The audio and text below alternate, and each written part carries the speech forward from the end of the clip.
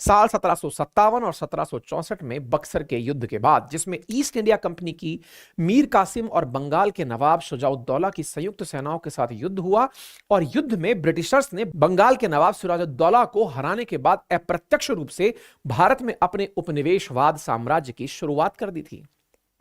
तो अब बिहार ब्रिटिशर्स के काल में कैसा हुआ? साथियों, बक्सर युद्ध जीतने के लगभग एक साल बाद 1765 में ब्रिटिशर्स ने बंगाल प्रेसिडेंसी की स्थापना की, जिसमें आज के बिहार, झारखंड और पूर्वोत्तर का बड़ा हिस्सा समेत बर्मा तक, यानी कि आज का जो म्यांमार और सिंगापुर वाला हिस्सा है, वो भी शामिल था। और आज के बिहार की नींव भी इसी प्रेसिडेंसी रूल के दौरान लिए गए फैसलों से पड़नी शुरू हो गई थी। प्रेसिडेंसी की स्थापना के बाद ब्रिटिशर्स के सामने सबसे बड़ी चुनौती आती है टैक्स कलेक्शन की, क्योंकि इतने बड़े क्षेत्र के टैक्स को कलेक्ट करने के लिए एक बड़े प्रशासनिक तंत्र की आवश्यकता थी, जो बिना किसी बेईमानी के टैक्स के अमाउंट को कंपनी तक पहुंचाए। और इसके समाधान के लिए ब्रिटिश अधिकारी लॉर्ड कॉर्नवालिस ने अपने कार्यकाल में 1790 में मुगलों द्वारा स्थापित की गई जमींदारी व्यवस्था को लागू कर दिया, लेकिन कुछ बदलावों के साथ। साथियों, जो मुगलों की जमींदारी व्यवस्था थी, उसमें किसानों को इतना शोषित नहीं किया जाता था जितना ब्रिटिश जमींदारी व्यवस्था ने किया। और यह व्यवस्था तब और ज्यादा शोषणकारी हो गई जब 1793 में इसे स्थायी बंदोबस्त में बदल दिया गया। स्थायी बंदोबस्त के तहत किसानों को अपनी उपज के 11 में से 10 हिस्से टैक्स के रूप में देने पड़ते थे, यानी कि कुल उपज का लगभग 89%। शुरुआती सालों में तो स्थायी बंदोबस्त ब्रिटिशर्स के लिए काफी फायदेमंद साबित हुआ, क्योंकि बिहार की उपजाऊ जमीन में अनाज का अच्छा उत्पादन होता था, जिससे ईस्ट इंडिया कंपनी को बहुत अधिक मात्रा में रेवेन्यू मिल रहा था। और इस चीज को देखते हुए ब्रिटिशर्स ने इस व्यवस्था को धीरे धीरे उत्तर भारत के काफी हिस्सों में लागू करना शुरू कर दिया। लेकिन दूसरी ओर इस व्यवस्था ने किसानों को बुरी तरह प्रभावित करना शुरू किया, क्योंकि जब हम कम बारिश और अन्य कारणों से अपनी फसल को खराब होता देखते हैं, तो इतना अनाज उत्पादन नहीं हो पाता कि हम अपनी फसल का 10 हिस्सा अंग्रेजों को दे दें। 11 में से 10 हिस्सा दे दें तो ऐसा संभव नहीं हो पाता।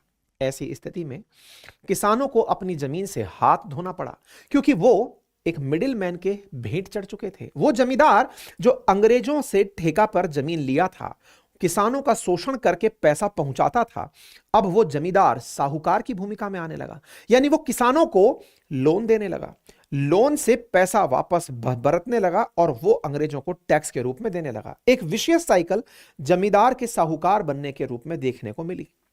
ऐसी स्थिति में किसान अपनी जमीन से हाथ धोना शुरू कर दिए। यानी कि ब्रिटिशर्स की जमींदारी व्यवस्था में जमींदार के अधिकार तो बढ़ गए और फसल खराब होने पर किसान पूरी तरह जमींदार के क्योंकि टैक्स ना चुका पाने पर जमींदार उनसे जमीन ले लेता था और पैसा ना चुका पाने पर वो उन्हें बंधुआ मजदूर के रूप में रखना शुरू कर चुका था। टाइम के साथ ऐसे किसानों की संख्या बढ़ती चली गई जिन्होंने अपनी जमीन गंवा दी थी, जिनका इंपैक्ट यह हुआ कि बिहार समेत उत्तर भारत की एग्रीकल्चर प्रोडक्टिविटी बुरी तरह प्रभावित हुई। साथ ही किसानों की हालत बहुत खराब हो गई और आगे चलकर यही बात अंग्रेजों के खिलाफ हुए बड़े किसान आंदोलनों का कारण बनी, जिसमें सन 1917 में हुआ चंपारण सत्याग्रह भी शामिल है। जमींदारों की मनमानी के अलावा बिहार को लेकर एक और बात थी जो ब्रिटिश रूल में इसके खिलाफ रही। वो यह थी कि बिहार बंगाल प्रोविंस का हिस्सा था, जहां सरकारी नौकरियों पर बंगाली लोगों को प्राथमिकता दी जा रही थी और बड़े प्रशासनिक पदों पर भी बंगाल के लोग ही बैठे हुए थे। नतीजा यह हुआ कि ब्रिटिश हुकूमत बिहार के प्रति लापरवाह हो गई और बिहार पिछड़ता चला गया। अंग्रेजों की इसी लापरवाही को देखते हुए बिहार को अलग राज्य बनाने की मांग तेज हुई, जिसके बाद 1912 में बंगाल विभाजन के स्वरूप बिहार एक अलग राज्य के रूप में सामने आया, जिसमें आज का झारखंड और उड़ीसा भी शामिल था। इस विभाजन के बावजूद बिहार के किसानों की सिचुएशन में कोई सुधार नहीं हुआ, क्योंकि जमींदारी सिस्टम अभी भी लागू था, जिसमें बिहार के अधिकतर किसान बुरी तरह फंसे हुए थे। लेकिन साथियों, इन सारी समस्याओं के बीच एक चीज ऐसी थी जो बिहार और इसके आसपास के इलाकों के लिए आजादी से पहले और उसके कई साल बाद तक भी बहुत फायदेमंद साबित हुई। हम बात कर रहे हैं बिहार झारखंड में मौजूद कोयले और अयस्क भंडार की। जी हां साथियों, जिसने बिहार समेत पूरे झारखंड और पश्चिम बंगाल को एक औद्योगिक केंद्र बनाया। और इसकी शुरुआत होती है साल 1907 में, जब जमशेदजी टाटा तब के बिहार और आज के झारखंड में भारत की पहली स्टील और आयरन प्लांट की शुरुआत करते हैं। इसके बाद 1930 में यहां बड़े स्तर पर कोयला खदान का कार्य भी शुरू हो जाता है, क्योंकि भारत में रेल नेटवर्क बढ़ने के साथ कोयले की मांग भी तेज हो जाती है और दूसरे विश्व युद्ध के समय और भी तेज हो जाती है। 1937 में बिहार में सीमेंट फैक्ट्रीज भी स्टैब्लिश होती हैं। आजादी के समय तक बिहार में काफी इंडस्ट्रियल उद्योग स्थापित हो चुके थे। इस बात का अंदाजा आप यूं लगा सकते हैं कि आजादी के समय देश की चीनी की कुल खपत का 40% उत्पादन अकेले बिहार की चीनी मिलों में हुआ करता था। लेकिन इस औद्योगिकरण से केवल कुछ बड़े लोगों को ही फायदा हुआ, क्योंकि बिहार की ज्यादातर लोग अभी भी जमींदारी सिस्टम में फंसे हुए थे और कृषि ही उनका मुख्य पेशा भी बना हुआ था।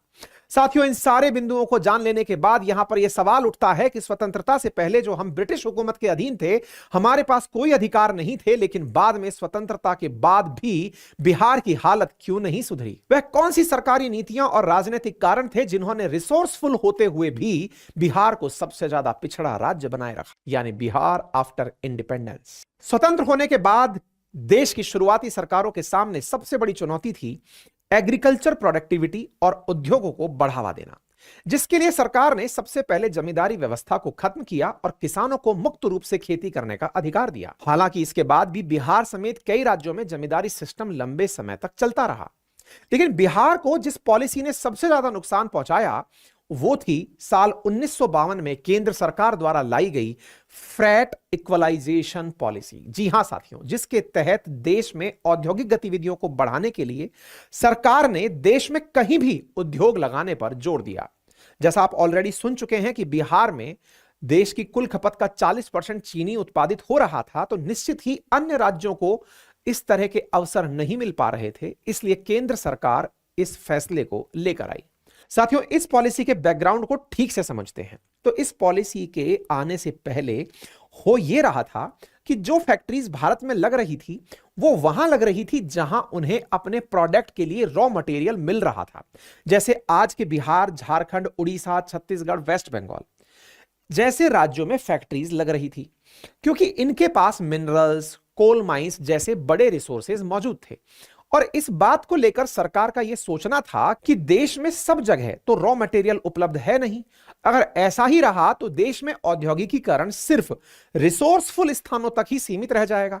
तो इसी समस्या के समाधान के लिए सरकार 1952 में फ्रैट इक्वलाइजेशन पॉलिसी लाती है, जिसमें सरकार ने कहा कि आप देश में कहीं भी उद्योग स्थापित कीजिए, आपके उद्योग के लिए जो भी रॉ मटेरियल यानी कच्चा सामान जरूरी होगा आपको ट्रांसपोर्ट करना पड़ेगा, उस पर सरकार सब्सिडी देगी। यानी विषय स्पष्ट था, आप चाहे जहीं भी फैक्ट्री बनाइए, आपने अपनी सहूलियत से फैक्ट्री बनाई, कच्चा माल ही तो चाहिए था, कच्चा माल आराम से ट्रेन से लेके जाइए, सरकार सब्सिडी देगी।